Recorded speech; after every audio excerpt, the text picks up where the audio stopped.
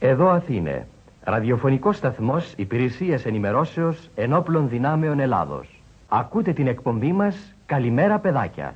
Την εκπομπή αυτή παρουσιάζει στα Ελληνόπουλα της προσχολικής ηλικίας η Αντιγόνη Μεταξά Θεία Λένα.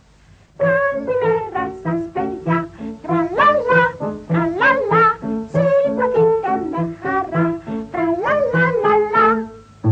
Η Χρυσή Ανατολή στη δουλειά μας προσκαλεί, τραλαλαλαλαλα, τραλαλα, τραλαλα, τραλαλαλαλα.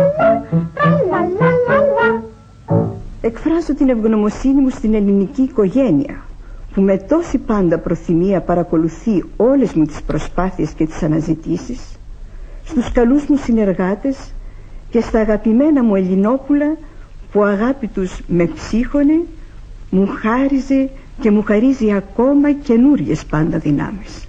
Σας ευχαριστώ όλους.